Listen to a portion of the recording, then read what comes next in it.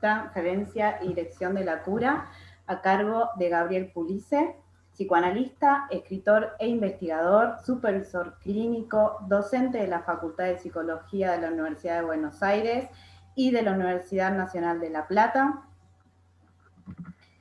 docente y expositor en actividades académicas de extensión, de grado y posgrado realizadas en la Universidad Argentina, de Brasil, Colombia, Costa Rica, Cuba, España, Estados Unidos, Perú, México y Uruguay.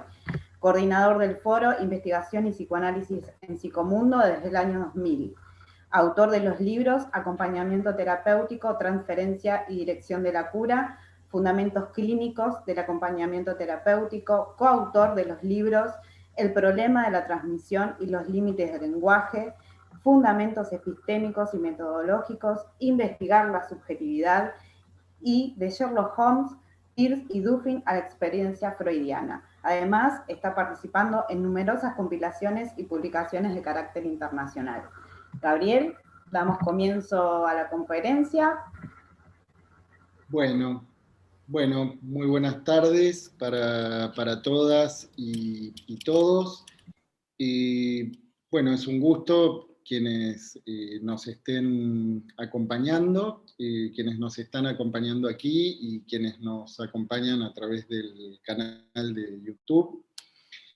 Y bueno, yo quería comenzar esta conferencia que va a ser de algún modo introducción también para la presentación del seminario de actualizaciones, con una suerte de episodio de estos episodios que acontecen en las redes, ¿no? En donde suele haber mucha actividad, de intercambio, en fin, de intercambio de experiencias, también muchas veces discusiones, a veces discusiones políticas, muchas veces discusiones clínicas también, pero que se podría decir que están en relación a algunas preguntas fuertes que mantienen su vigencia con el correr de los años y que también con el correr de los años van encontrando distintas respuestas, ¿no? Hoy se me había ocurrido titular esta conferencia como acompañamiento terapéutico, transferencia y dirección de la cura. En realidad me pasó algo que es una suerte de infidencia, ¿no? Que en el momento de difundir el flyer, cosa que alguna vez me había pasado, ¿no? La palabra dirección de la cura me sonó fuerte, ¿no? Entonces, también parece que es uno de los temas que me gustaría incluir. Pero bueno, el episodio al que me refería pasó esto hace, me parece que hacia principios de año, fines del año pasado, que fue a partir, tomó, digamos, un lugar, se podría decir, importante por la repercusión que tuvo, ¿no? A partir de un post de Leonel Dosa, Leonel Dosa, que es uno de los colegas que va a formar parte del equipo docente, y en donde lo que Leonel pesca ahí en algunas de las páginas vinculadas al acompañamiento terapéutico es una pregunta que aparece como una pregunta ingenua, ¿no? Relativa a la pertinencia o no de usar guardapolvos. por parte de los acompañantes terapéuticos. Una pregunta ingenua, en donde parece, yo no llegué al origen del debate, tomé el post de Leonel, ¿no? Y a partir de ahí la enorme repercusión que tuvo ese post, ¿no? Por tratarse además de Leonel Dosa, que es uno de los referentes más importantes del acompañamiento terapéutico y quien desde hace unos 30 años es uno de los colegas que viene desarrollando el tema en España, en Brasil, en fin. Entonces, digamos, ahí entra esa intervención de Leonel a tener una repercusión muy fuerte, ¿no? Porque esto que parece en el origen, aparece como una pregunta, decía, de cierta ingenuidad, si se quiere, ¿no? Bueno, desató una ola de respuestas, en donde de pronto parecía que quienes aparecían interviniendo en favor del uso de guardapolvos o en contra del uso de guardapolvos o en posiciones más atemperadas, ¿no? Pero todo tomó fue tomando una carga afectiva que en un momento me comentaba Leonel, bueno, alguien llegó incluso a insultarlo, ¿no? En las redes. Digo, esto es poco anecdótico, pero habla del apasionamiento, ¿no? Que se generan en esas discusiones. Ahora, ese apasionamiento parece que también visibiliza que algo que se viene notando desde hace mucho tiempo, que es la diversidad de perspectivas desde donde se entiende, se piensa y se practica el acompañamiento terapéutico, ¿no?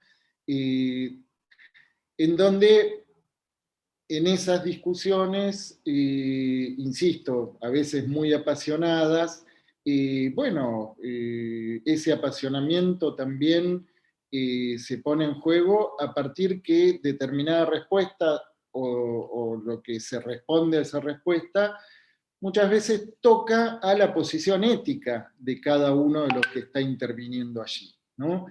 Y que además toca a cuestiones que están en el corazón de preguntas importantes. Por ejemplo,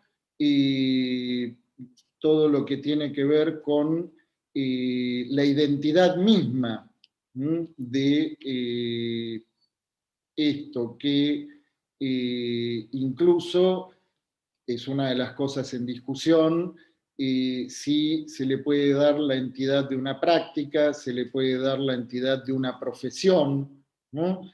En fin, hay toda una serie de puntos de tensión en relación a esa definición misma del acompañamiento terapéutico que, por ejemplo, cobra mucha relevancia en un momento en donde se reaniman los proyectos de ley para regular, para que haya una inscripción y una regulación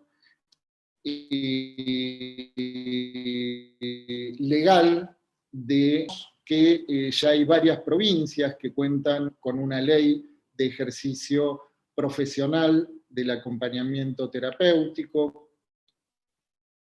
Creo que a esta altura la mitad de las provincias de nuestro país cuentan con esa herramienta, con ese marco legal, la mitad no. En esa mitad que no, incluimos a la Ciudad Autónoma de Buenos Aires y a la provincia de Buenos Aires, por ejemplo, con lo cual son dos distritos muy importantes, en donde, bueno, hay una regulación parcial en la provincia de Buenos Aires y no hay ninguna regulación a nivel de la ciudad, no hay ninguna regulación formal, ¿no? Ni legal. Entonces, ¿qué sucede con eso? Bueno, la ley, toda ley exige definir cuál es el objeto de esa ley, ¿no? ¿Qué es eso sobre lo que se está interviniendo como para establecer jurídicamente sus pautas de existencia jurídica como entidad jurídica y a partir de ahí la posibilidad de que eso dé lugar a su inscripción a nivel, en este caso, del sistema de salud mental, del sistema público de salud mental. Más allá de que tanto en la Ciudad Autónoma de Buenos Aires como en la provincia de Buenos Aires, de una manera muy heterogénea, hay una inserción que ya desde hace muchos años se viene sosteniendo y viene avanzando, ¿no? En algunos lugares, pero insisto, heterogéneamente hay lugares que sí, hay lugares que no, hay en la provincia de Buenos Aires distritos, municipios, partidos en donde hay una inserción fuerte, otros en donde directamente no existe, ¿no? Lo mismo sucede con las instancias de capacitación formal, ¿no? Sabemos que la figura académica que todas las leyes que ya están en vigencia exigen es la de la tecnicatura, ¿no? Bueno, también sabemos que no hay tecnicaturas de acompañamiento terapéutico en todo el país y, bueno, en la provincia de Buenos Aires tampoco, ¿no? No todas tienen la misma orientación y en realidad este es un punto muy interesante porque la figura del acompañante terapéutico fue tomada, fue incorporada en prácticas de distintas orientaciones, ¿no? Desde el campo de la psiquiatría, como desde el campo de las terapias cognitivas, desde el campo del psicoanálisis también, en sus distintas orientaciones. Lo que, por un lado, es una buena noticia, porque habla del valor clínico y de la eficacia de esta herramienta en las distintas versiones de los encuadres en los que se inscribe, pero al mismo tiempo también abre preguntas respecto de su delimitación. Hay entonces ahí una pregunta muy fuerte, por ejemplo, por la identidad del acompañante terapéutico, cuáles son los límites de esa figura, si a todo lo que se vincula con el estar con alguien se le puede llamar acompañamiento terapéutico, si algunas actividades relativas a la inclusión educativa, si todas se pueden llamar acompañamiento o ninguna se puede llamar acompañamiento terapéutico. Bueno, hay muchas distintas actividades que tienen límites borrosos con el acompañamiento terapéutico. Por ejemplo, es el caso de las cuidadoras o cuidadores en el campo de la psicogeriatría, es el caso, bueno, recién yo nombraba el área del ámbito educativo, en donde ahí muchas veces hay bordes que se tocan entre el acompañamiento terapéutico, el apoyo escolar, el reclamo de cumplimiento de funciones a los acompañantes terapéuticos, en donde muchas veces aparece la pregunta, ¿no? De parte de los acompañantes, en las supervisiones, en las reuniones de equipo, respecto de la pertinencia de hacer tal cosa o no en el espacio en el ámbito educativo. Lo mismo es traslativo, por ejemplo, a ese cruce con la asistencia social, ¿no? En donde muchas veces el trabajo en territorio tiene esos bordes en donde parecen incluso estar en riesgo de confundirse esas actividades. Entonces, hay una pregunta fuerte, hay además puntos de tensión que se renuevan permanentemente en el trabajo de los acompañantes terapéuticos en casos que requieren una multiplicidad de intervenciones, en donde podríamos decir que esa multiplicidad de intervenciones que con frecuencia requieren los casos en los que se interviene desde el acompañamiento terapéutico, traen consigo una multiplicidad de lenguas.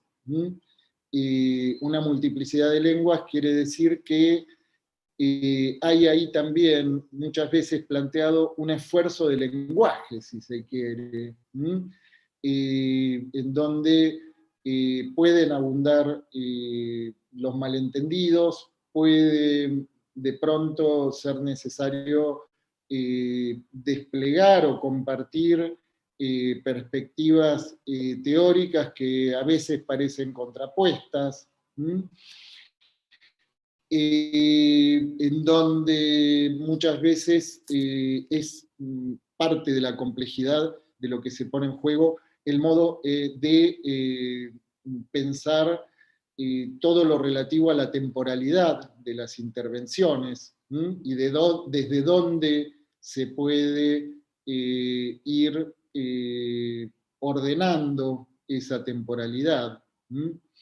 Entonces, en este sentido, podríamos decir también, y acá voy a tomar como referencia a una de las colegas que también va a ser parte del equipo docente, que es Cecilia López Ocaris.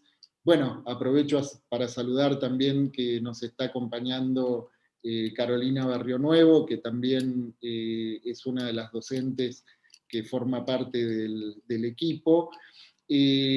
Bueno, tomando la referencia de algo que introduce Cecilia López Ocaris, que parece que es un punto muy interesante, que es de qué manera la irrupción en escena del acompañamiento terapéutico y en la medida en que esa presencia de los acompañantes terapéuticos y ese recorrido, ¿no? En la medida en que se fue avanzando en las conceptualizaciones, en la posibilidad de sacar provecho de alrededor de 50 años, hay cierto desarrollo, hay cierto campo de saber del acompañamiento terapéutico que también fue teniendo como consecuencia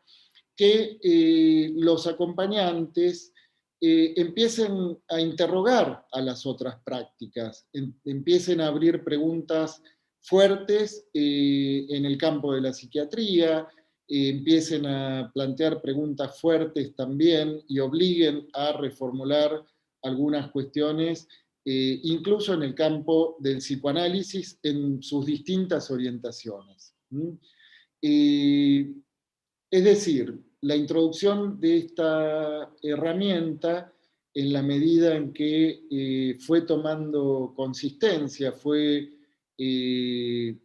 ganando su derecho de piso, Uno podría decir que siendo una de las prácticas, de las actividades, de las profesiones, si podemos decirlo así, más jóvenes,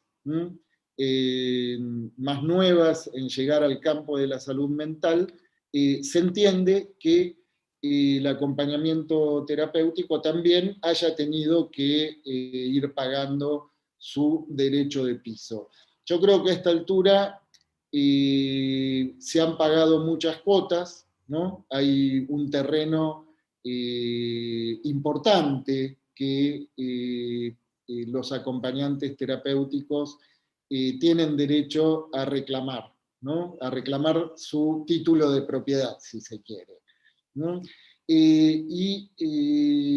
¿En base a qué? En base a la pura eficacia de esa función, en donde en muchos casos el acompañamiento terapéutico pasó a ser el soporte. Podrían haber avanzado, por ejemplo, en los procesos de externación, en la posibilidad de sostener la atención ambulatoria, de no ser por los acompañantes terapéuticos. Hay sobrada bibliografía a esta altura sobre eso y testimonios de casos. Nos encontramos actualmente transitando una situación novedosa que viene a abrir preguntas a todo el campo de la salud mental, el acompañamiento terapéutico también. Me refiero a esa reformulación de las prácticas que se plantea a partir del distanciamiento social, a partir de la cuarentena, a partir de que durante mucho tiempo estuvo absolutamente restringida la circulación de las personas en la vía pública, salvo que hubiera una justificación para eso. Con lo cual hay también de pronto, de ese momento inicial en donde se presentaba un panorama, si se quiere, apocalíptico, ¿no? Respecto de, en fin, no todo el mundo estaba familiarizado con la atención a distancia, no era particularmente el acompañamiento terapéutico una herramienta que se pudiera pensar, porque por definición, ¿no? El acompañamiento aparecía planteado en relación a la presencia, ¿no? Con lo cual una de las cuestiones que empezó a abrir pregunta muy fuerte es ni más ni menos que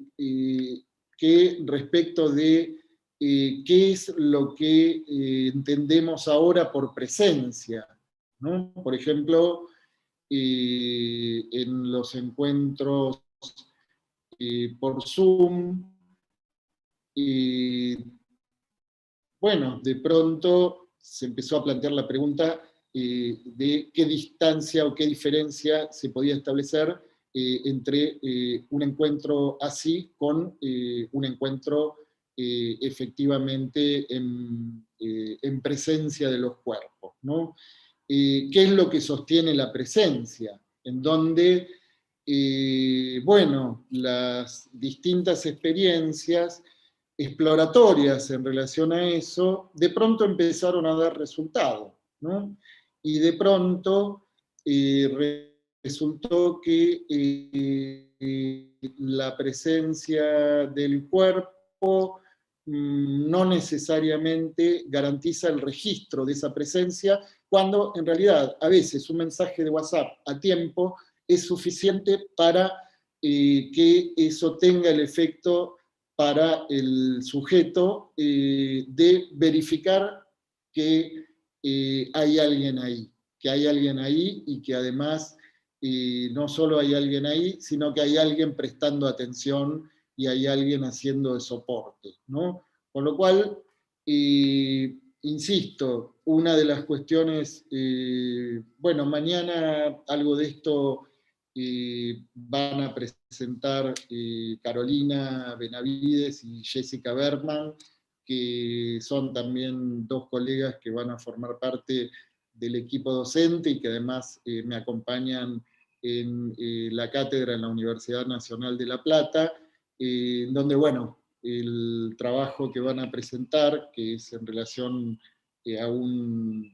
bueno, a una experiencia clínica, tiene que ver precisamente con estas cuestiones, ¿no? Que es la función del acompañante terapéutico, cómo se reformuló esa función y cómo siguió funcionando, ¿no? Ese soporte que el acompañamiento terapéutico muchas veces pasa a oficiar en los tratamientos.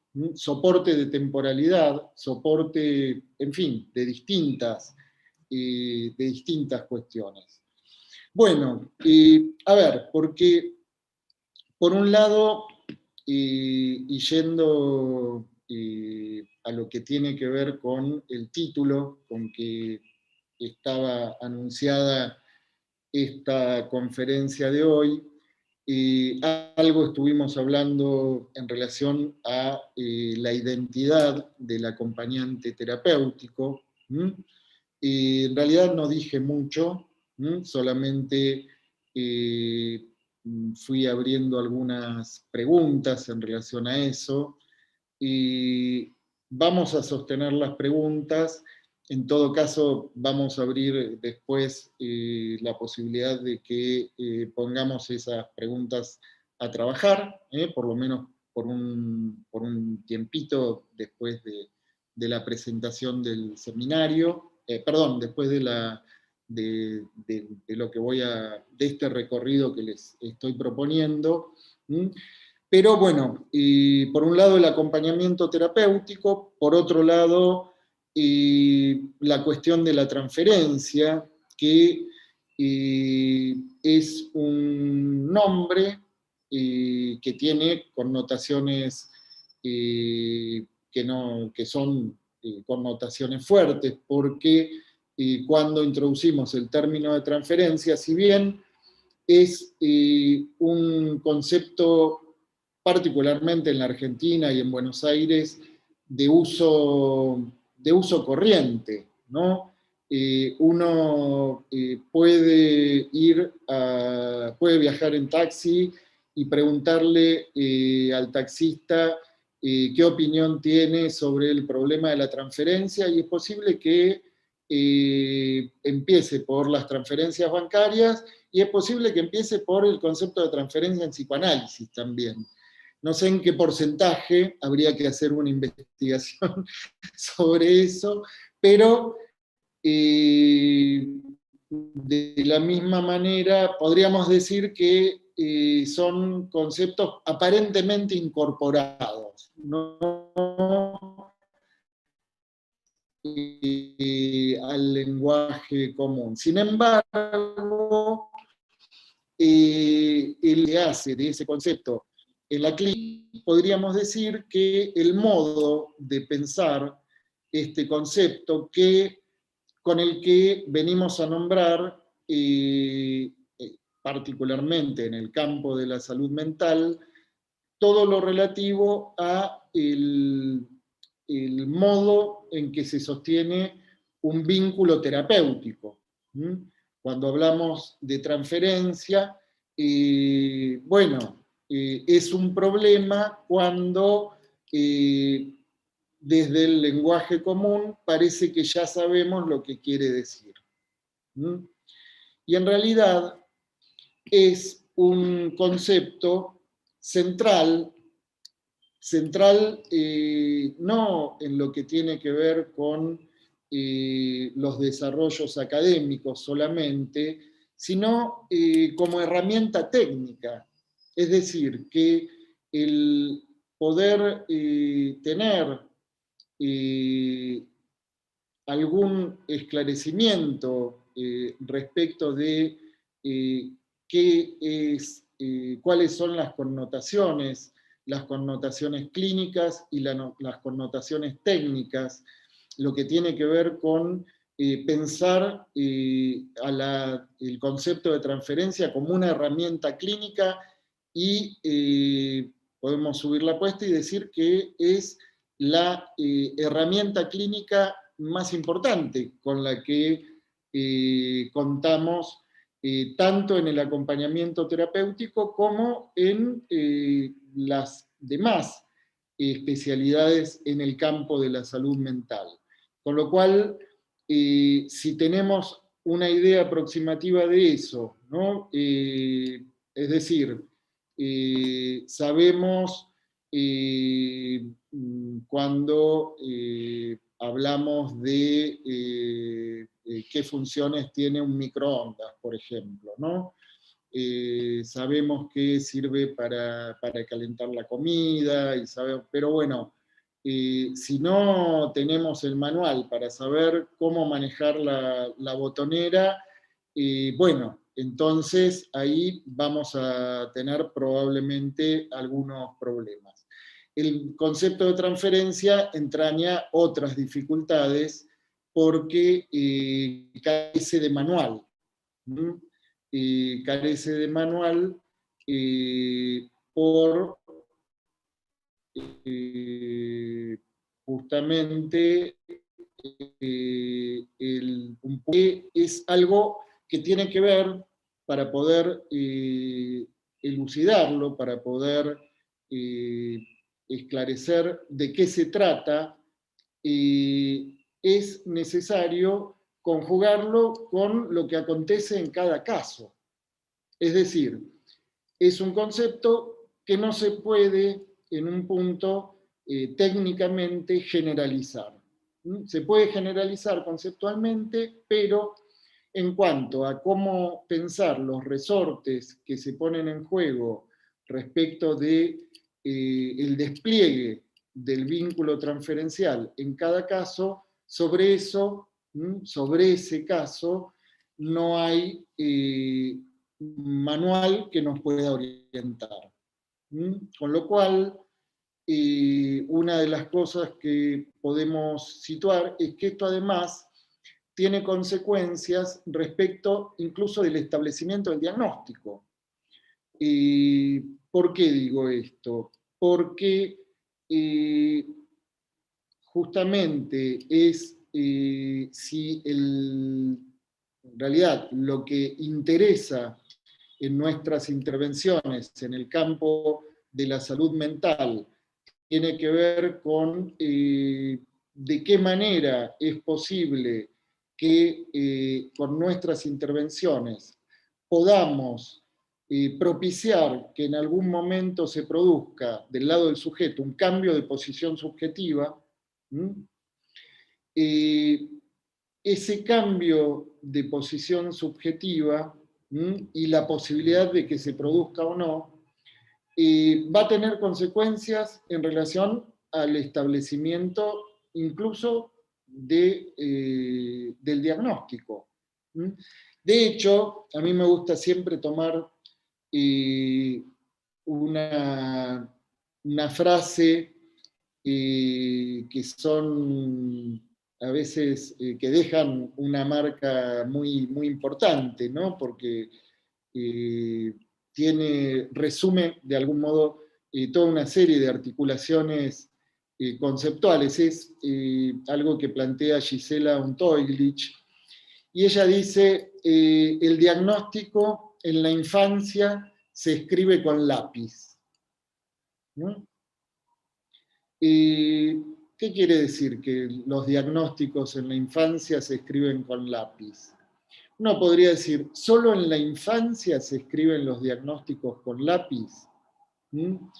¿Qué consecuencias tiene que alguien empiece una intervención clínica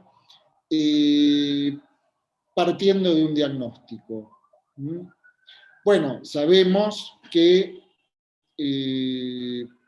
muchos de los acompañamientos terapéuticos, incluso de los tratamientos en psicoterapia, en la medida en que hay un encuadre que está dado en el marco de una institución o en el marco de una obra social, por ejemplo, exige entonces esta figura muy particular que es la del diagnóstico presuntivo, ¿no? Yo creo que ese es uno de los puntos más interesantes, uno, ¿no? Porque hay muchos, que se establecen a partir de la Ley Nacional de Salud Mental, en donde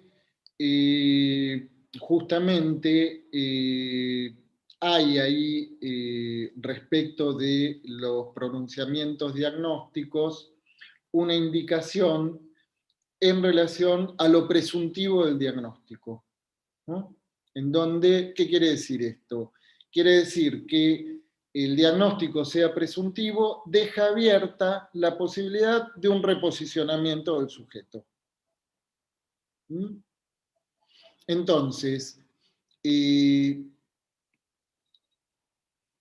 desde el punto de vista de los acompañantes terapéuticos, esta es una de las cuestiones que parece que ameritan ser puestas en discusión, ¿no? Me refiero al hecho de que a veces esto se pierde de vista, ¿no? A veces se pierde de vista que esa intervención apunta no a que determinado sujeto pueda sostener alguna actividad, pueda hacer un ejercicio, pueda responder con ciertas conductas adaptativas, muchas veces para que lo dejen de joder, ¿no? Pero en donde estos que aparecen como logros terapéuticos muchas veces encubren algo que más tarde o más temprano termina apareciendo, a veces con mucha virulencia, y es que esas actividades, esas adaptaciones, esos esfuerzos de adaptación del sujeto, nada tenían que ver con su propio deseo, ¿no? Con lo cual, si no está comprometido algo del deseo del sujeto, podríamos abrir una pregunta de si es posible algún reposicionamiento, ¿no? Porque si hay algún reposicionamiento es en la medida en que ese sujeto pueda despejar algo respecto de los laberintos en donde quedó extraviado o detenido su deseo. Y fíjense que no estoy hablando solamente de pacientes neuróticos, ¿no? Estamos hablando de pacientes a veces con severos compromisos orgánicos. Bueno, por ejemplo, el caso que van a presentar en la jornada de la Tecnicatura de la Universidad Nacional de La Plata mañana, Jessica y Carolina, tiene este condimento, ¿no? En donde muchas veces el sujeto aparece absolutamente aplastado, ¿no? Y en donde no aplastado por condicionamientos del orden de alguna discapacidad o alguna afección neurológica o alguna afección somática, sino que aparece lisa y llanamente aplastado por el otro, ¿no? Y en donde en ese aplastamiento a veces no hay diferencia con lo que podría producir una afección neurológica, pero en donde también sabemos que sorpresivamente, muchas veces nos encontramos con algo que tiene la apariencia de una cura milagrosa, ¿no? Cuando en realidad el único milagro es que por fin alguien se haya dispuesto a prestar atención y a escuchar a ese sujeto, ¿no? Y esa posición, ese estar ahí sustrayéndose dentro de lo posible de los distintos imperativos que caen sobre los tratamientos y sobre los sujetos en tratamiento, el hecho de despejar algo de esos imperativos, requerimientos y demandas que caen, demandas adaptativas, demandas de productividad que caen sobre el sujeto, el solo hecho de abrir algún espacio en donde el sujeto se encuentre liberado de eso, nada más eso produce efectos. Y a veces efectos que tienen ese carácter de cura milagrosa, ¿no? Pero insisto, el milagro es que alguien los haya, para ellos, ¿no? Para ese sujeto, el milagro es que alguien por fin le haya prestado atención, haya escuchado y haya podido dar tiempo, ¿m?, a que esa palabra propia del sujeto pueda advenir.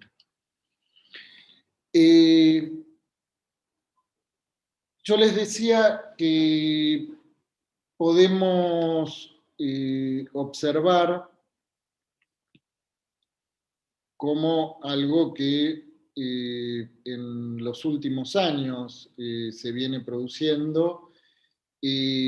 Bromeamos con Mauricio Herman, que es otro de los docentes que van a formar parte del equipo, otro prestigioso docente que va a formar parte del equipo, que es un colega y amigo, con quien, bueno, solemos decir que el acompañamiento terapéutico llegó para quedarse. Parece que está despejada esta cuestión, no hay vuelta atrás con esto.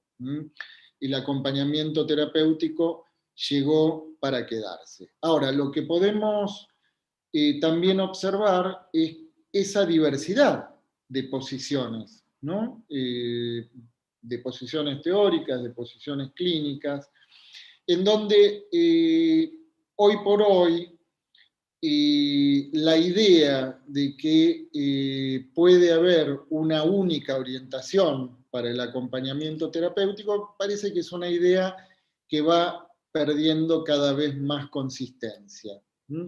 Parece que podemos tomar la referencia de lo que aconteció con esa otra actividad, esa otra indisciplina que es el psicoanálisis, también de algún modo recién venida, ¿no? Apenas celebrando unos jóvenes 120 años, en donde en algún momento, bueno, se tenía la ilusión de que hubiera una única asociación de psicoanalistas, y tempranamente se fue encontrando Freud con que eso empezó a resultar cada vez más difícil. Bueno, lo mismo sucede a partir de la muerte de Lacan con lo que es el campo del psicoanálisis de orientación lacaniana, ¿no? En donde hay orientaciones lacanianas, no hay una orientación lacaniana, ¿no? Más allá de que haya en un momento una escuela que se haya propuesto como la de la orientación, ¿no? Pero hay orientaciones lacanianas. Es un hecho, ¿no? De que esto es un hecho que tampoco tiene vuelta atrás. Entonces, digo esto porque es un momento muy, muy particular en donde en el campo del acompañamiento terapéutico hay ciertas coyunturas que, por ejemplo, tienen que ver con un proyecto en común ¿no? Con un proyecto muy importante que es que pueda en algún momento avanzar el proyecto de ley nacional que regule a nivel nacional el acompañamiento terapéutico, y en donde eso amerita que los acompañantes terapéuticos se pongan de acuerdo en algunas cosas, ¿no? En donde lo que viene sucediendo es que en muchos casos la demora por la aprobación, incluso los fracasos, el hecho de que fueran cayendo algunos proyectos de ley, tuvo que ver justamente con las internas descarnadas que se produjeron en el campo del acompañamiento terapéutico. Yo creo que es un momento de que se pueda producir un salto cualitativo en relación a eso, pero que va de la mano con algo también que es propio de la coyuntura, y que tiene que ver con que hay orientaciones del acompañamiento terapéutico. Con lo cual hay discusiones que son estériles, ¿no?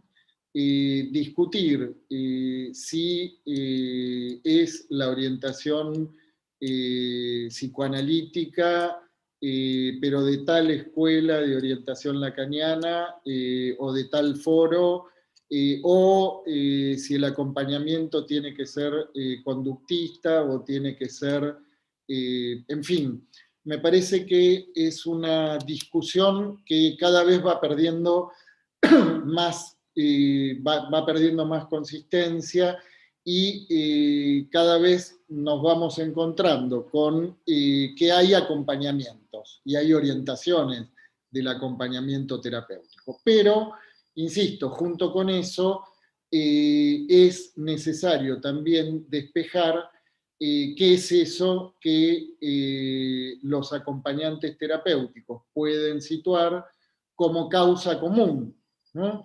Qué es lo que pueden situar como aquello que delimite esa práctica de tal manera que pueda ser regulada legalmente, ¿no?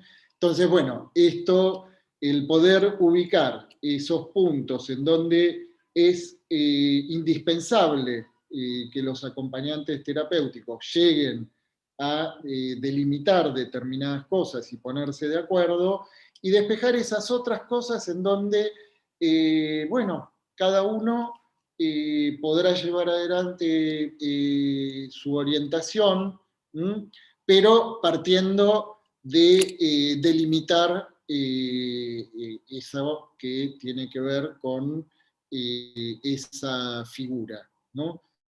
Entonces, me parece que esa es la coyuntura en la que nos encontramos, y en esa coyuntura, entonces, finalizar esta exposición es desde la perspectiva en la que vengo trabajando y la que intento difundir, y en la que también, bueno, soy convocado para participar en distintas instancias de formación, que es la articulación del acompañamiento terapéutico con el campo del psicoanálisis.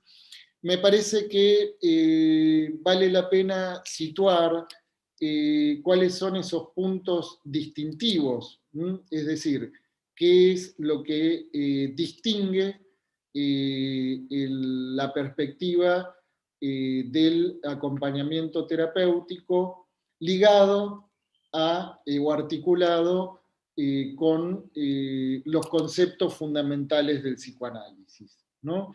Uno de esos conceptos lo introducía recién, que es el concepto de transferencia, pero hay otros conceptos que marcan una diferencia en el modo de pensar la clínica, y que son conceptos que son herramientas clínicas también, porque no solamente quedan situados en el nivel de lo puramente conceptual, sino que son instrumentos, son herramientas con las que son esas herramientas que marcan la diferencia, que distinguen la perspectiva del psicoanálisis de todas las demás, ¿no? Insisto, esto no quiere decir que se considere mejor o peor, simplemente es algo que marca una diferencia. ¿Cuáles son esos conceptos fundamentales? Ni más ni menos que los que sitúa Lacan, ¿no? En donde uno es el concepto de transferencia, el primero que podemos situar es el concepto de inconsciente, ¿m? Y vamos a introducir hoy, por lo menos, uno más, ¿m? Que es el concepto de repetición. ¿Por qué nos interesa particularmente introducir en la clínica el concepto de repetición? El concepto de repetición con este complemento conceptual que Freud introduce, que es el de la compulsión de repetición, ¿no? En donde si es con compulsión, podemos hacer el cambio de una letra, y podemos decir también la repetición con pulsión, ¿no? Es decir, que ahí incluimos en lo que vamos a situar en lo que tiene que ver con aquello que no solo el sujeto, sino su entorno familiar no pueden dejar de repetir, justamente lo que va a abrir una perspectiva distinta respecto de cómo vamos a pensar la clínica y cómo vamos a pensar nuestras intervenciones clínicas. ¿Por qué? Bueno, porque para poder para poder tener la posibilidad de alguna captación de cuáles son esos resortes, cuáles son esos tensores de acero invisible que mueven la escena, que mueven a cada uno de los personajes de la escena familiar en las que somos convocados a intervenir, para poder visibilizar esos tensores de acero invisible que hacen que cada uno de los personajes, a pesar de sus proclamaciones y esfuerzos, no puedan dejar de ir a parar todo el tiempo al mismo lugar, a ocupar el mismo lugar en la escena.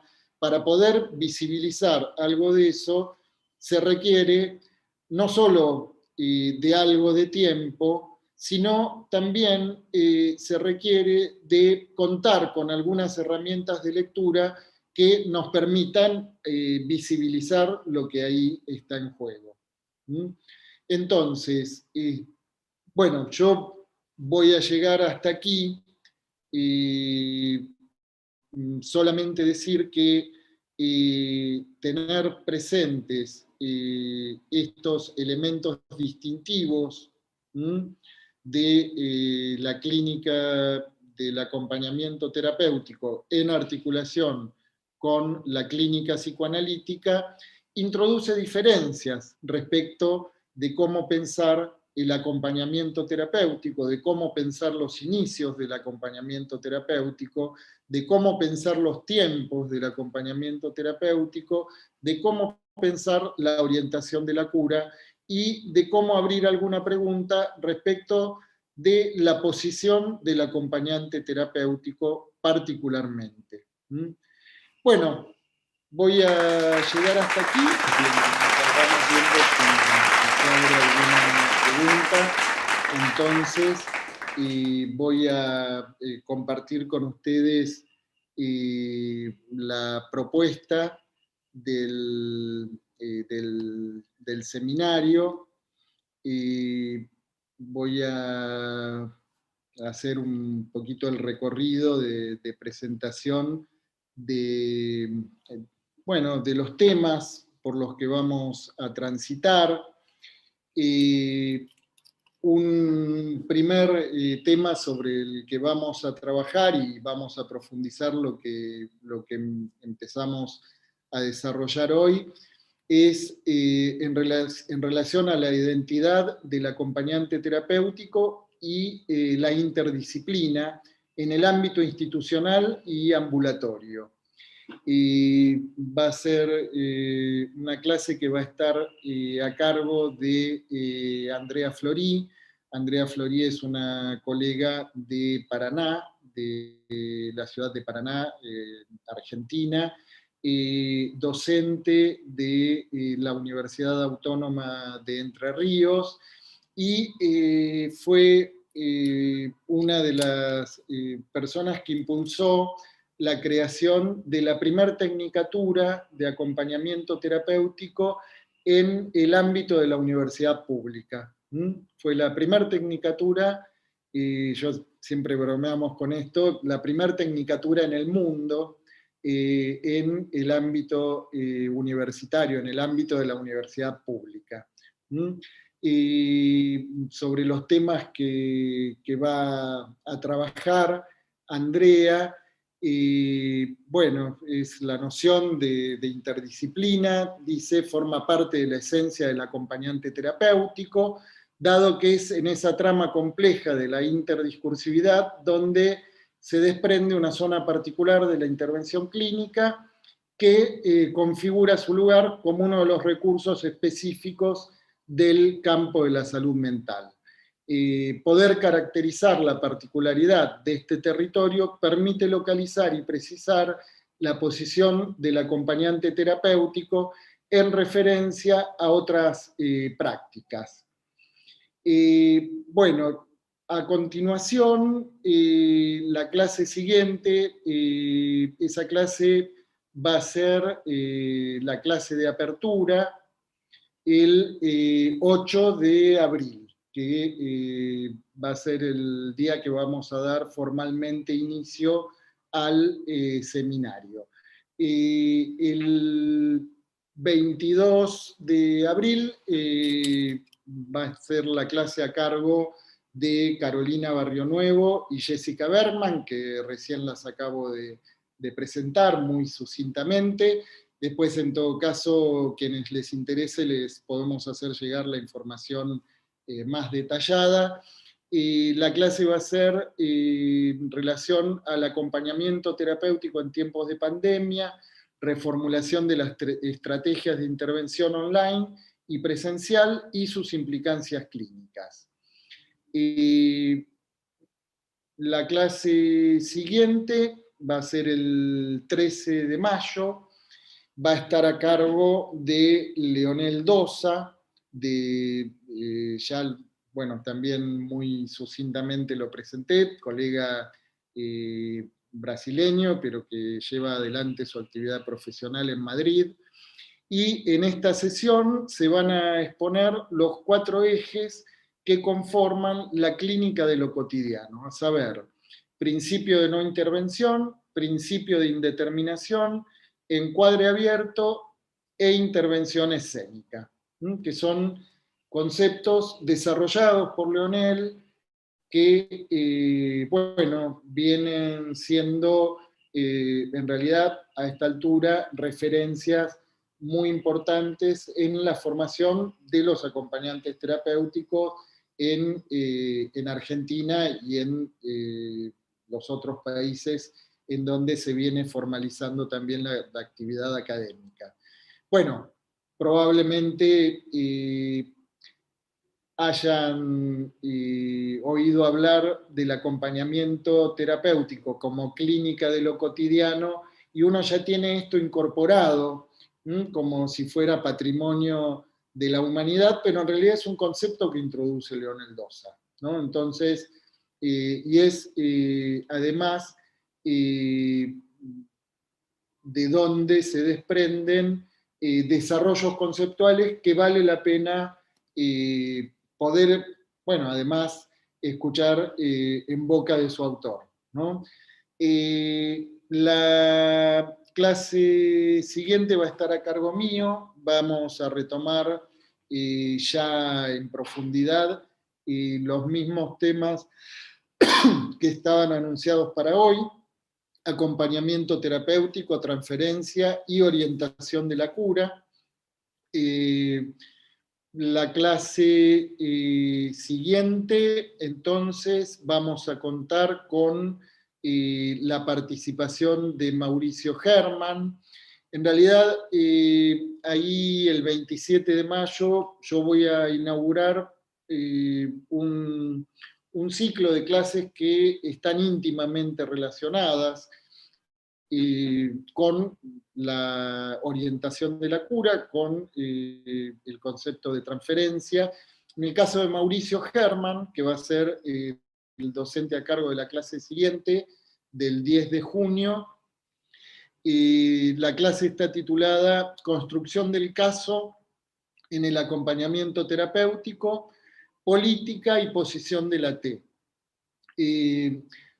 Cuando hablamos de política, en los términos en que lo va a introducir Mauricio Herman, no estamos hablando de la política de partidos, sino de lo que introduce Lacan respecto de esta distinción que hace en los distintos niveles de la dirección de la cura en términos de táctica, estrategia y política, y que tiene que ver, toca íntimamente a lo que podríamos situar como ese cuarto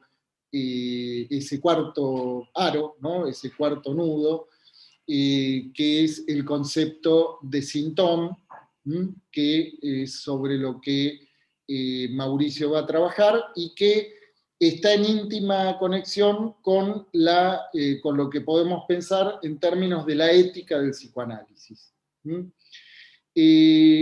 Bueno, el tema siguiente va a estar el 9 de... A ver, no, me estoy salteando una página.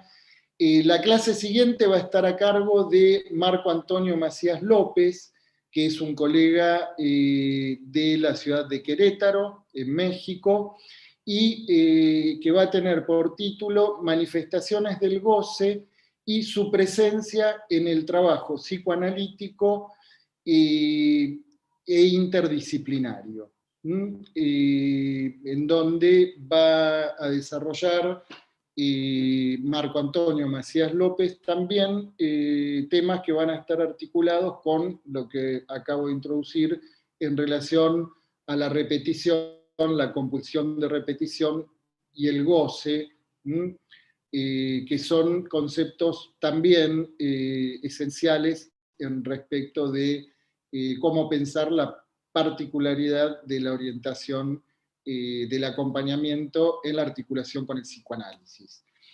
Bueno, vamos a tener una clase de revisión para cerrar lo que el 8 de julio vamos a estar cerrando el primer módulo, una clase que va a ser de revisión conceptual, que va a estar a mi cargo y de probablemente algunos de los docentes, colegas que nos acompañaron a lo largo de ese recorrido. Y el 12 de agosto vamos a empezar el segundo módulo. Voy a introducir un tema nuevo, que va a ser el acompañamiento terapéutico en la clínica de la psicosis. Va a estar a cargo mío esta clase, en donde vamos a abordar algunas cuestiones sobre la especificidad de la transferencia en la psicosis, incluyendo en esta interrogación el hecho de que en su despliegue a menudo resulta indispensable recurrir a la intervención de diversos profesionales, entre ellos el acompañante terapéutico, en esa configuración del dispositivo que haga posible estos tratamientos. Algunas preguntas, por ejemplo, ¿cómo conceptualizar el lugar específico del acompañante para que no quede subsumido en las constelaciones delirantes del sujeto psicótico, ni extraviado y confundido en esa diversidad de intervenciones que en su tratamiento suele ser preciso instrumentar? Bueno, vamos a tener a continuación la clase el 26 de agosto a cargo de Cecilia López Ocaris, docente que recién también presenté, de Rosario, Argentina. El acompañante terapéutico en la clínica de la psicosis, segunda vuelta, podríamos decir. A continuación, y en articulación con estos temas, vamos a contar con la participación de Esteban Obando, que es colega de Bogotá, que va a presentar el tema de psicosis y discapacidad, la diferencia patologizada. Ese es el título de los temas que va a desarrollar. Psicosis y discapacidad, la diferencia patologizada. A continuación vamos a contar con la participación de una colega y querida amiga de la ciudad de Córdoba, Argentina, Viviana Bálsamo, que va a desarrollar el tema sobre el que viene trabajando desde hace muchos años, que es el acompañamiento terapéutico en el campo de la discapacidad. A continuación vamos a tener las dos siguientes clases del 8 de octubre y el 22 de octubre. Esas clases van a estar a mi cargo y van a estar en relación a la inclusión del acompañante terapéutico en el ámbito educativo. Y por último, vamos a contar con la participación de también una querida colega y amiga, que es Sonia Suyel Vélez, también de Querétaro, en realidad de San Juan del Río, que es una ciudad del estado de Querétaro en México, y que ella va a desarrollar un tema sobre el que viene también llevando adelante desde hace varios años un trabajo de investigación muy fecundo, que es en relación a la intervención del acompañante terapéutico en situaciones de vulnerabilidad social. Bueno, con esto estamos enumerando todos los temas por los que vamos a transitar. En todo caso, todas las consultas, preguntas o comentarios que quieran hacer llegar, bueno, disponen de los distintos medios y vías de contacto de Causa Clínica. Y bueno, ahora, a ver, podemos disponer, no sé si hay algún comentario, sí, alguna pregunta, sí, Paula. Gabriel, sí. Sí. Noelia hace una pregunta en relación a la práctica, ¿no? Porque se pregunta la práctica y la transferencia, que hoy tomaste el concepto. Dice, ¿cuál es la señal para comprender que la transferencia no se ha establecido? La falta de resultado en las estrategias llevadas a cabo luego de cierto tiempo. Esa es una. Y otra, dice, el trabajo de la T no es interpretativo, entonces la escucha del otro, ¿qué papel juega? ¿Es un recurso para favorecer la transferencia? Uh-huh. Sí, bueno, fíjense que en primer lugar agradezco a Noelia por estas preguntas que realmente tocan puntos muy importantes y que tienen que ver con esto que situaba al principio, ¿no?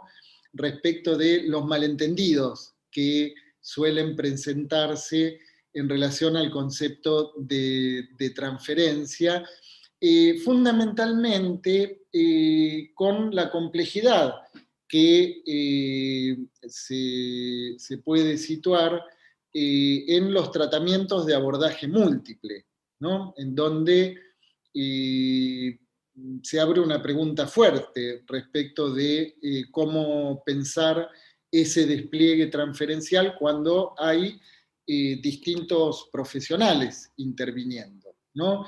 Y una pregunta igualmente importante, que es de qué manera y desde qué lugar se puede hacer alguna lectura. Hacer alguna lectura, ¿para qué? Para que esas distintas intervenciones puedan pasar de ese riesgo de que se produzca, que reproduzcan una fragmentación, ¿no?, en esas intervenciones, que reproduzcan esa fragmentación del sujeto, que podemos suponer en el nivel de la estructura del sujeto. ¿Y por qué digo esto? Porque podemos tomar como una hipótesis de trabajo que cuando un sujeto requiere una multiplicidad de intervenciones, esta multiplicidad de intervenciones que el sujeto requiere para su tratamiento, algo nos dice acerca de su propia fragmentación, ¿no? En donde existe ahí un riesgo muy importante de que esta fragmentación se reproduzca en el equipo, con lo cual, ¿cómo pasar del riesgo de esa fragmentación a que esas intervenciones, esas distintas intervenciones que además se juegan en distintas lenguas, porque se introduce la heterogeneidad de disciplinas que se ponen en juego, ¿no? Entonces, cómo poner esas distintas intervenciones en conversación es realmente un punto de complejidad, ¿no? Pero, entonces, la pregunta respecto de desde qué lugar se puede hacer cierta lectura que incluya la fragmentación de ese despliegue transferencial, ¿no?, en donde siempre digo que tomo aquí como referencia un desarrollo de Federico Manson, que él plantea cierta analogía entre ese despliegue transferencial en los tratamientos de abordaje múltiple con el modo en que la luz blanca se descompone en los distintos colores del arco iris al atravesar un prisma, ¿no? En donde uno podría decir que en ese abordaje múltiple, alguna de las instancias, con alguno de los acompañantes o con alguno de los profesionales o no profesionales intervinientes, de pronto se empieza a percibir que se está desplegando una modalidad transferencial de coloración rosada, ¿no? Y entonces todo es amor con ese acompañante terapéutico, puede ser con la musicoterapeuta, o puede ser con una de las enfermeras o enfermeros, en fin, con alguno, ¿no? No sabemos por qué, la modalidad transferencial cobra una coloración rosada, ¿no?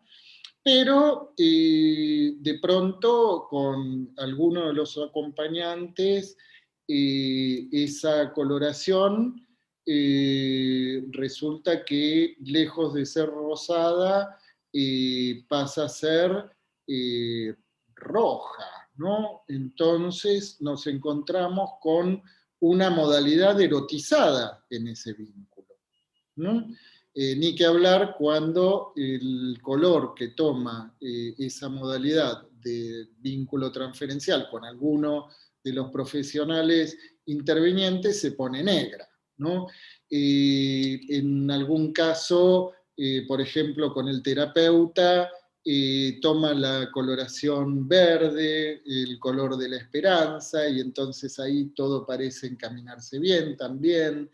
Entonces, imagínense una reunión de equipo, ¿no? En donde cada uno está experimentando ahí esto que Freud da en llamar tempranamente cuando desarrolla, ¿no?, lo relativo a cómo puede pensar él el modelo pulsional, introduce el concepto de pulsión parcial, ¿no? El concepto de pulsión parcial habla de esa fragmentación, si se quiere, esa parcialidad del despliegue pulsional, y también eso que a veces, como una pura ficción, aparece como,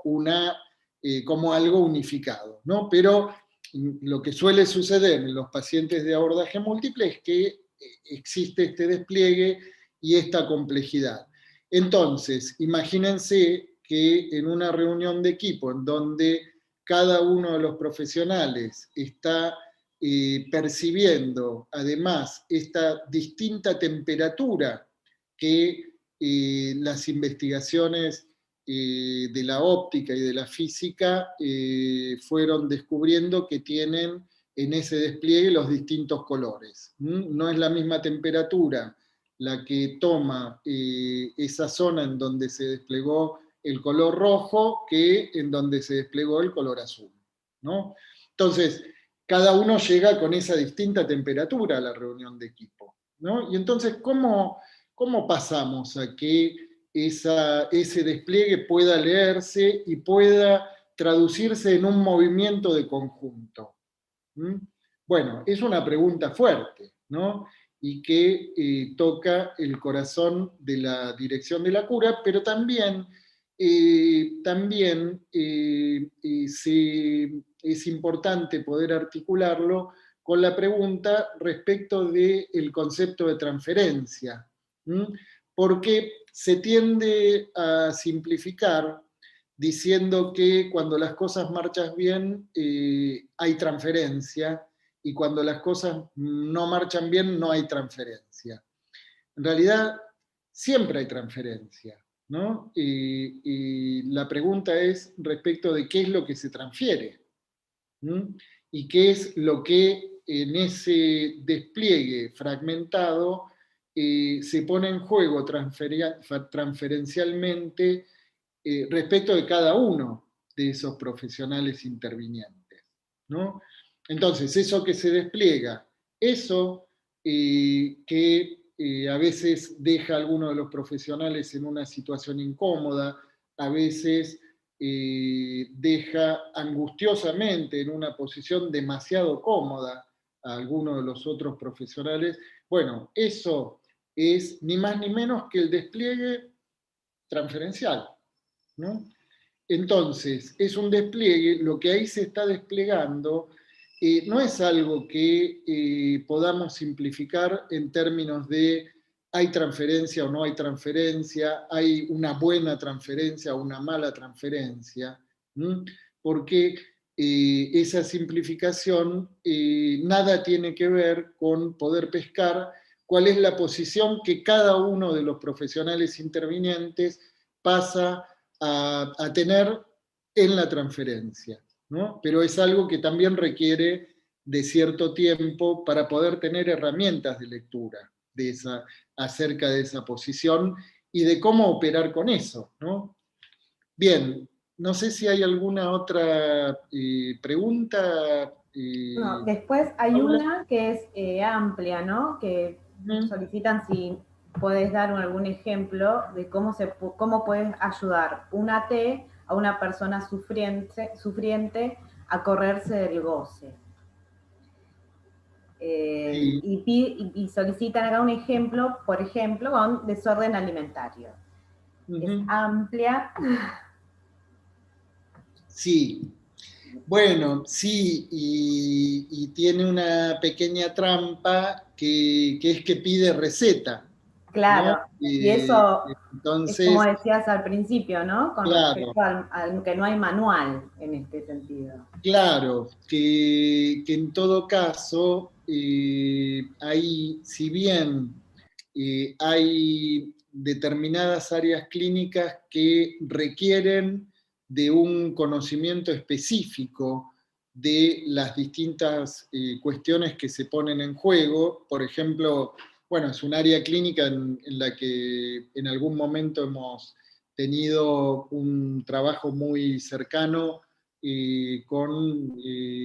incluso en ese momento, en el momento en el que se creó el primer hospital de día específicamente dedicado al tratamiento de trastornos alimentarios en el Hospital Borda, que fue un proyecto llevado adelante y que sigue llevando adelante un colega, que es un colega también muy apreciado por mí, que es Humberto Persano, el Hospital de Día en Trastornos Alimentarios. Bueno, hay cuestiones muy específicas, por ejemplo, lo que tiene que ver con el conocimiento de ciertos umbrales de este padecimiento que entrañan riesgos de irreversibilidad, ¿no? Por ejemplo. Hay toda una serie de cuestiones relativas a los indicadores clínicos, a los indicadores médicos que no se pueden desconocer, ¿m? Pero hay una pregunta que no se puede situar en términos de una receta general, que es de qué manera poder situar ya sea la etiología, es decir, la causación de ese trastorno, y mucho menos el pronóstico respecto de la salida, en la medida en que eso está en conexión con un reposicionamiento subjetivo que de antemano no podemos saber a qué está referido, porque no se trata simplemente de dejar de comer o de comer más, ¿no? Habitualmente son escenas muy cristalizadas que al cabo de cierto tiempo, cuando es posible, permiten visualizar cierto lugar de alojamiento insoportable del sujeto en el campo en relación al deseo del otro. En donde esto que ahí aparece planteado como correrse del goce, en realidad abre la pregunta respecto de qué goce, ¿no? Porque uno podría decir, ¿se trata del goce del sujeto o se trata del goce del otro? O se trata justamente de un movimiento de separación que no se pudo llegar a producir, en donde el goce del sujeto y el goce del otro aparecen ahí confundidos, y confundidos, pegados, impidiendo, obstaculizando ese movimiento de separación, ¿no? Pero poder configurar de qué es eso de lo que el sujeto debe separarse para poder reposicionarse, bueno, ahí nos encontramos con cierto armazón conceptual, pero que requiere de una construcción singular de la configuración de esa escena de la que el sujeto en algún momento puede llegar a alterar el libreto, ¿no? Bueno, es una respuesta un poco imprecisa quizás, pero me parece que tiene que ver justamente con, bueno, la dificultad que se plantea, la ansiedad que se plantea cuando uno quisiera tener algún protocolo de intervención, ¿no? Claro. Sí, más que nada te la transmití porque, bueno, cuando empezaste a comentar sobre la transferencia, si hay algo que dijiste es esto, ¿no? Que se carece de manual. Entonces, con respecto a esta pregunta, te decía que era amplia en ese aspecto, que también hay que, y dijiste algo re lindo, dijiste conjugarlo con lo que acontece en cada caso. Y es un poco lo que acabas de responder. Y me parece que eso también es como clave, ¿no? Sí, de todos modos, hay que decir que en realidad sí hay manuales de acompañamiento terapéutico, Uh-huh. ¿no? Es decir, por lo menos eh, yo podría decirles que conozco algunas publicaciones que incluso llevan ese título, ¿no? El Manual de Acompañamiento Terapéutico, ¿no? Tiene que ver con esto que decía. Eso responde a determinada orientación, ¿no? No solo determinada orientación respecto de cómo pensar la clínica, sino también respecto de cierta posición relativa a la transmisión, ¿no? En donde quien está en condiciones de ofrecer un manual, bueno, de algún modo está en condiciones de tomar posición en relación a un saber cómo hacer, ¿no? Al conocer los protocolos de intervención. Y de hecho, la primera publicación sobre acompañamiento terapéutico, el primer libro que se publica, tiene ese formato, ¿no? El formato de protocolos de intervención con pacientes adictos, protocolo de intervención, funciones del acompañante con pacientes con riesgo suicida, las funciones del acompañante y las modalidades de intervención con pacientes psicóticos.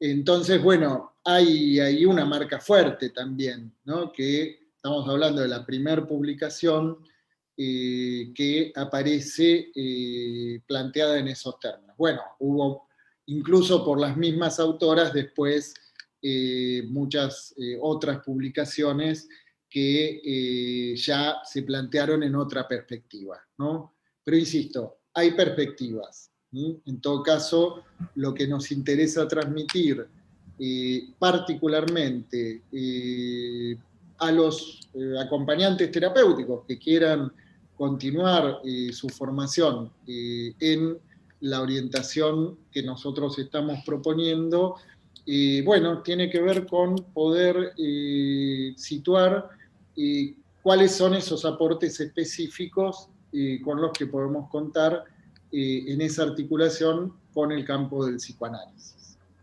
Bueno. Bueno, Gabriel, desde ya, muchísimas gracias por la conferencia de hoy. En el chat de YouTube hay agradecimientos también Bueno, por la ahora voy a información. chusmear, a ver. Sí, sí, dicen, Bueno, agradecen escucharte, así que desde Causa también te agradezco la presentación. ¿Sí? bueno, y va a quedar entonces registrado el video en YouTube, Sí, ¿verdad? sí, sí, va a Bueno, quedar cargado acá en YouTube y también vemos si lo vamos a subir a Facebook. Y cualquier consulta que desean hacer pueden dirigirse a info@causaclinica.com.ar. bueno, muy bien, muchas gracias a quienes nos acompañaron, muchas gracias a Adriana Casareto por renovar la confianza y el espacio, y bueno, a vos particularmente, Paula, también por el acompañamiento hoy. Así que bueno, cerramos entonces la transmisión y bueno, los esperamos entonces en el seminario. Bárbaro. Muchas Hasta la gracias. próxima.